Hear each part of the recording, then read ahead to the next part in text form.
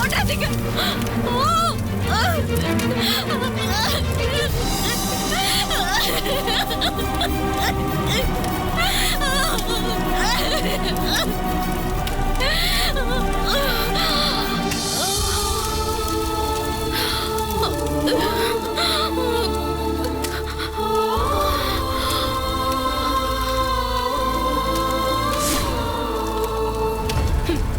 இப்போதான் எனக்கு ரொம்ப ஹாப்பியா இருக்கு.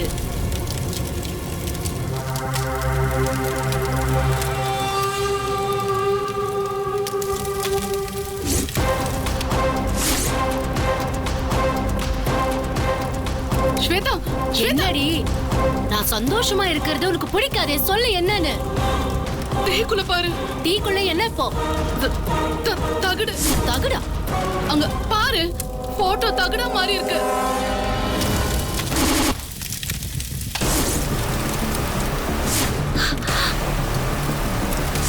ஏய், வந்துட்டியா?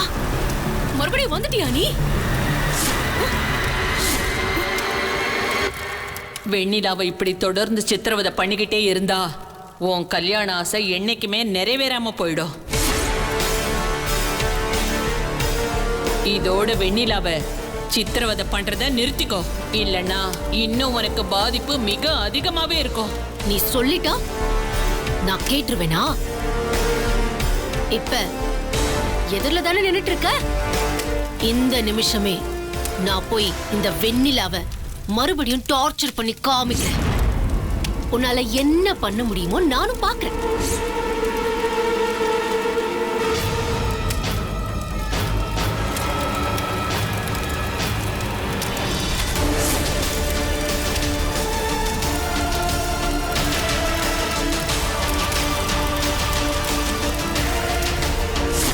எந்திரடி.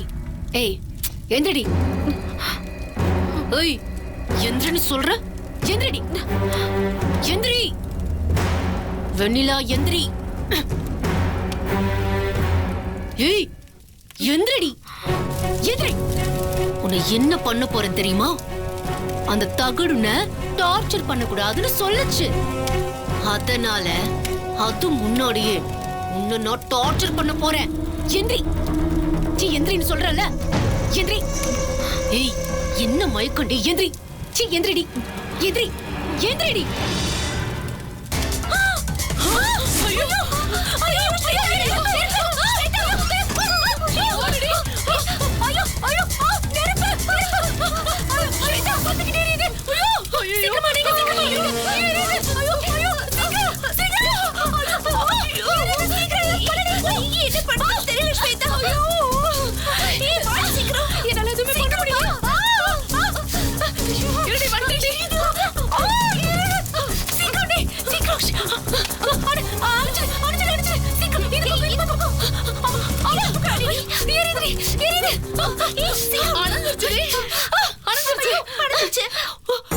அப்பா, ஒரு வழியா அணைஞ்சிடுச்சுடி. அப்பாடி, அணைஞ்சிடுச்சுடி. இல்ல ஸ்வேதா, எரியுதுடி.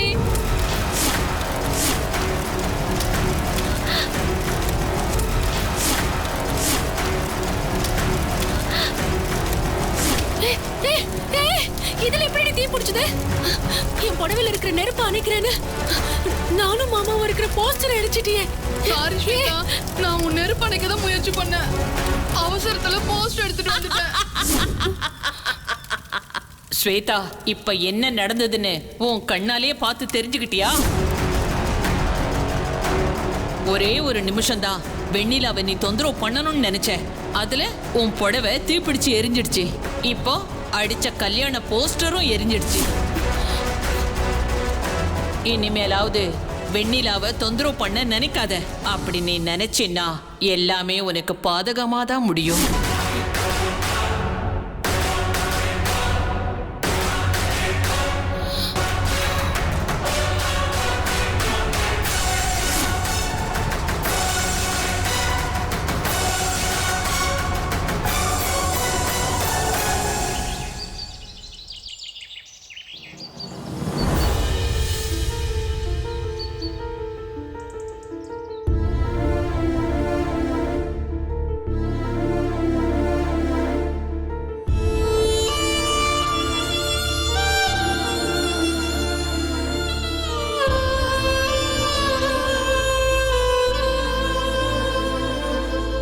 ஐயா ஐயா ஐயா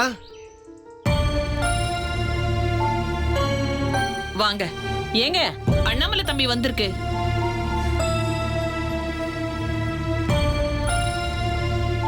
வணக்கம். வணக்கம்.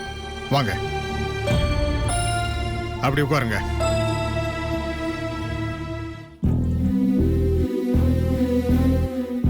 அப்புறம் சொல்லுங்க தம்பி.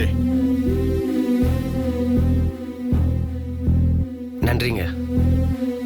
சொல்லுங்க தம்பி, என்ன விஷயமா வந்தீங்க? ஐயா, முத்தரசன் வெண்ணிலா நிச்சயதார்த்தம் அதுக்கான ஏற்பாடெல்லாம் பண்ணிட்டு இருக்கீங்கல்ல?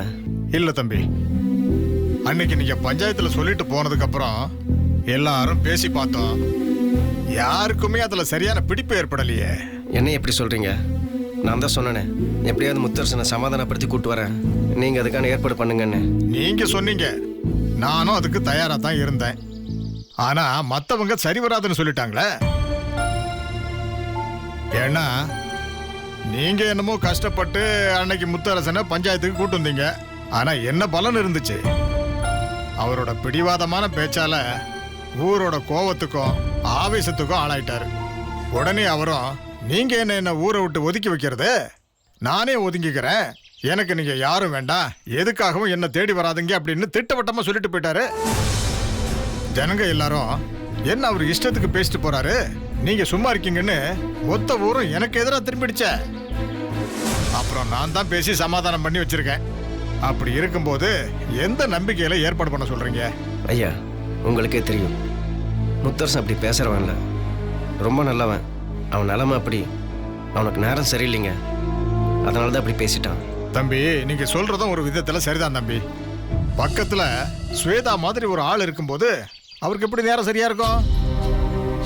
அதனாலதான் அந்த தம்பி வாழ்க்கை நல்லா இருக்கணும்னு ஊரே கூடி வெண்ணிலாவை கட்டி வைக்கணும்னு முடிவெடுத்தது. ஆனா அதை அந்த தம்பி புரிஞ்சுக்கணுமா இல்லையா? புரிஞ்சுக்கலையே. வெண்ணிலாவுக்கு அந்த அத்தாவோட அருள் இருக்கு. அந்த அத்தாவை மீறி என்ன செய்ய முடியும்? எல்லாத்தையும் அவள் பார்த்துக்குவா. நான் எப்படியாவது முத்தரசனை சமாதானப்படுத்தி கூட்டு வரேங்க. நீங்க நிச்சயதார்த்தத்துக்கான ஏற்பாடு பண்ணுங்க. நீங்க எதுக்கும் கவலைப்படாதீங்க. முத்தரசனை கூட்டிட்டு வரணுது என் பொறுப்பு. அந்த ஆத்த மேல பாரத்தை போட்டுட்டு இப்பவே எல்லா வேலையும் ஆரம்பிங்கய்யா. ஆனா மறுபடியும் நீங்க சொல்றத நம்பி ஏற்பாட்டை பண்ணிட்டு ஊர் மக்கள் முன்னால என்னால தலை குனிஞ்சு நிக்க முடியாது. தப்பா நினைக்காதீங்க தம்பி. ஒரு தடவைக்கு 2 தடவையா நல்லா யோசிச்சு சொல்லுங்க. உங்களால அவங்க 2 பேரையும் கூட்டிட்டு வர முடியுமா? ஏன்னா எனக்கு அந்த நம்பிக்கையே போயிடுச்சு. அதனால தான் தம்பி சொல்றேன். ஏங்க, இது முத்தரசன் தம்பி மட்டும் சம்பந்தப்பட்ட விஷயமா இருந்தா பரவாயில்லங்க. வெண்ணிலாவும் சம்பந்தப்பட்டு இருக்கு. அந்த புள்ள மனசுக்குள்ள முத்தரசன் தம்பிக்கு கோவிலே கட்டி வச்சிருக்குங்க. அவளோட ஆசைய இந்த ஊர்க்காரங்க நிறைவேற்றி தானங்க ஆகணும். அது இந்த ஊர் மக்களோட கடமை இல்லையா?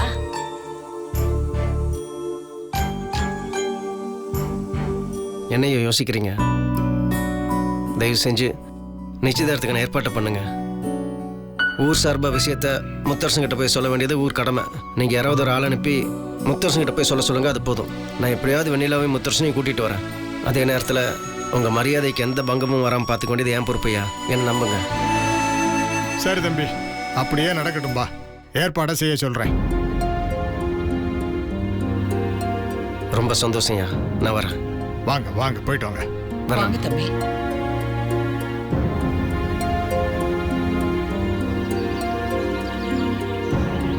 தங்கச்சி, நான் வீட்டில் இல்லைன்னு கவலைப்படாதம்மா. நான் எங்கே இருந்தாலும் என் நினப்பு உன்னை சுற்றி தான் இருக்கும். உனக்கும் முத்தரசனுக்கும் கண்டிப்பாக நான் கல்யாணத்தை நடத்தி வைப்பேன்.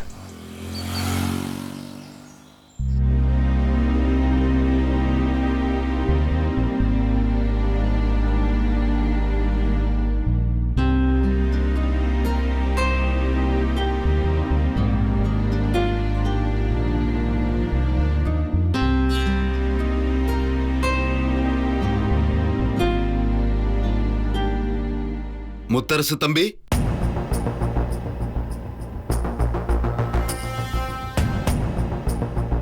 அங்க பாத்தியா, எல்லாரும் கஞ்சிய சட்டைக்கு தான் போடுவாங்க. இவன் உள்ளுக்குள்ள ஊத்திக்கிட்டு வரான் போல இருக்கு. வெறப்பா வரான்.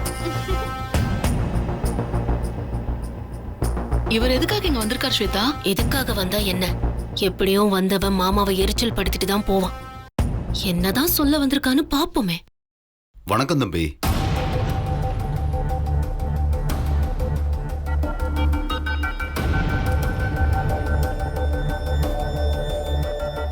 அவளை பாத்தீங்களாடி? வந்தவன் அவளுக்கு சாதகமா ஏதாவது விஷயத்த சொல்லுவான்னு நினைச்சு அவளா கேட்க வந்துட்டா. ஆனா அவளுக்கும் அவனுக்கும் மிகப்பெரிய ஏமாற்றம் தான் பரிசா கிடைக்க போகுது. சொல்லுங்க தம்பி, நாளைக்கு ஊர் கூடி தீர்மானிச்ச உங்க நிச்சயதார்த்தம் நடக்க போகுது. கோயில்ல உங்களுக்கும் வெண்ணிலாவுக்கும் நிச்சயம் பண்றதுக்கு உண்டான ஏற்பாடெல்லாம் நடந்துகிட்டு இருக்கு. அதனால உங்களை வர சொல்லி ஊர் மக்கள் சார்பா தலைவர் என்கிட்ட தகவல் சொல்லி அனுப்பிச்சிருக்காரு. அந்த விஷயத்த சொல்லிட்டு போக தான் வந்தேன். அப்படியே அண்ணாமலை தம்பியும் உங்ககிட்ட தகவல் சொல்ல சொன்னாரு. கண்டிப்பா நீங்க வெண்ணிலாவை கூட்டிட்டே காலையில வந்துருங்க.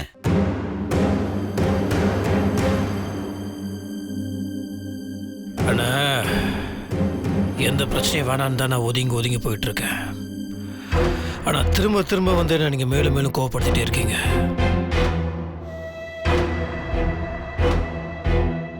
நீங்க பண்றதெல்லாம் வீண் முயற்சி. இதெல்லாம் சத்தியமா நடக்கவே நடக்காது. நான் அங்க வர மாட்டேன். புரியுதுங்களா? இதை போய் சொல்லிடுங்க. அதுக்கப்புறம் முத்தரசு ஊர் பெரியவங்களை அசிங்கப்படுத்திட்டான், அப்படி பண்ணிட்டான், இப்படி பண்ணிட்டான்னு என்ன குறை சொல்லக்கூடாது.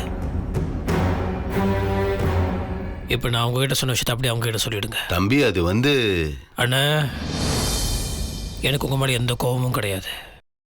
ஏன்னா நீங்கள் வெறும் அம்பு. அதை எழுதவங்க அங்கே இருக்கும்போது பாவம் நீங்கள் என்ன பண்ணுவீங்க?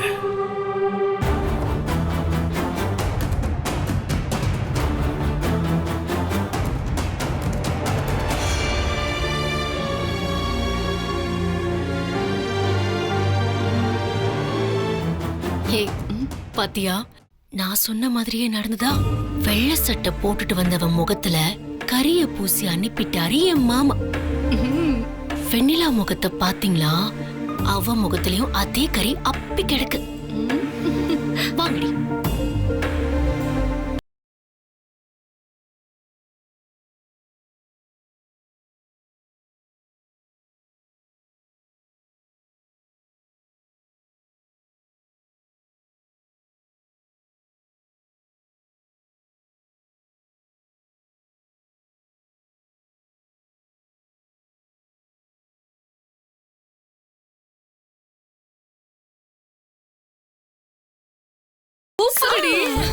எனக்கு அப்படியே சந்தோஷத்துல ரெக்க முளைச்ச மாதிரி இருக்கு.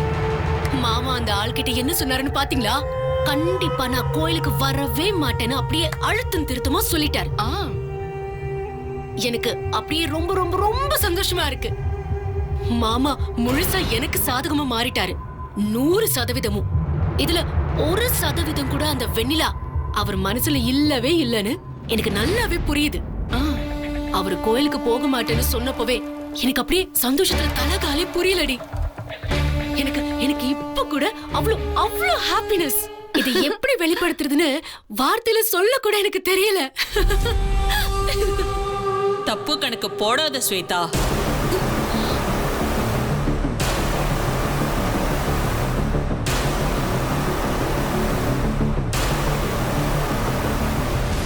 ஏய் ஏய், என்ன மறுபடியும் என்ன வம்பிழுக்க வந்துட்டியா? நீ என்ன சொன்னாலும் சரி, அது நடக்கவே நடக்காது. நான் என்ன சொல்றேனோ அதுதான் இந்த வீட்டுக்குள்ள நடக்கும். நான் நடத்தியும் காட்டுவேன். பாக்குறியா பாக்குறியா? நீ 1000 நினைச்சாலும் இறைவன் விதிச்சதை யாராலையும் தடுக்க முடியாது. கண்டிப்பா முத்தரசா அந்த நிச்சயதார்த்தத்துல கலந்துக்க தான் போறான். தட்டையும் மாத்திக்க தான் போறான். உன்னால முடிஞ்சா தடுத்து பாரு. பாக்குறியா பாக்குறியா? நீ அத நடக்கவே நான் விட மாட்டேன். நான் யாருன்னு காமிக்கிறேன். நீ யாரா இருந்தாலும் சரி, இனி நடக்க போறத உன்னால தடுக்க இயலாது. நான் சொன்னது நடந்தே தீரும். அதுதான் விதி. எனக்கு வர ஆத்திரத்துக்கு அது ஏதாவது பண்ணணும்டி. என்ன பண்ண?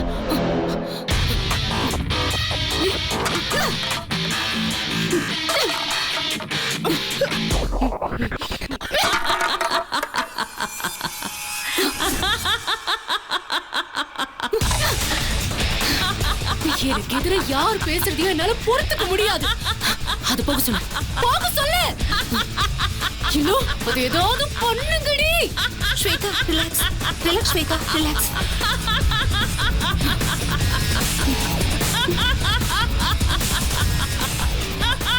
அமைதியா இரு ஸ்வேதா. சொல்றது கேளு, டென்ஷன் ஆகுது. கொஞ்சம் அமைதியா இரு. போக சொல்லடி, என்னால முடியல. அதே நினைப்பாதான் இருப்ப. வா நம்ம கொஞ்சம் வெளியே போய் உட்காரலாம். ஏய், வா. இல்ல யார் சொன்னாலும் சரி, நான் என்ன நினைச்சனோ அதுதான் நடக்கும்.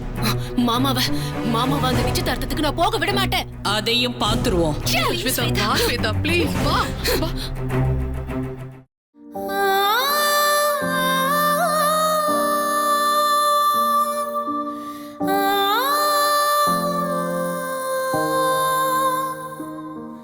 அண்ணி, நீங்க ஏன் சோகமா இருக்கீங்கன்னு எனக்கு தெரியும் அண்ணி.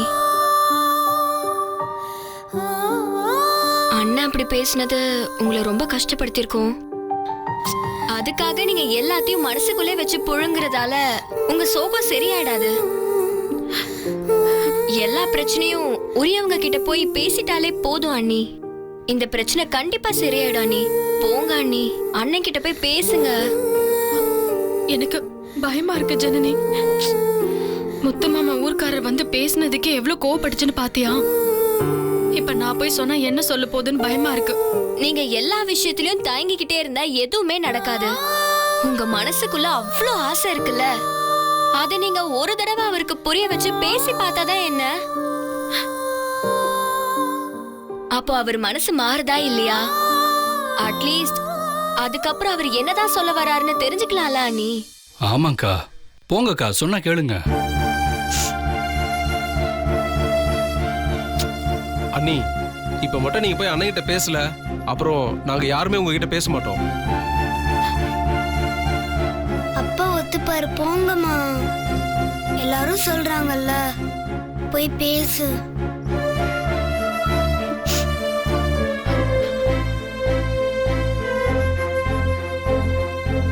அக்கா, இவ்வளவு பேர் சொல்றோம்லக்கா, இங்கேயே உட்காந்துருந்தா என்னக்கா அர்த்தம்? வாங்கக்கா, வந்து பேசுங்க. சரி, நான் போய் பேசுறேன்.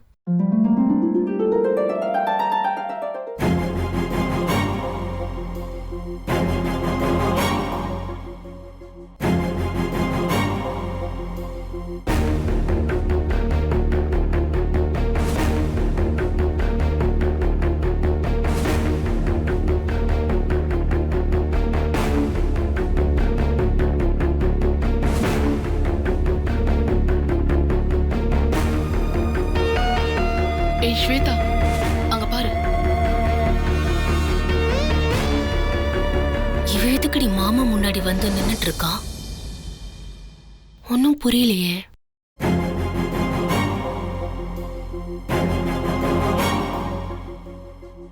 அண்ணி பேசுங்க. பேசுங்க அண்ணி.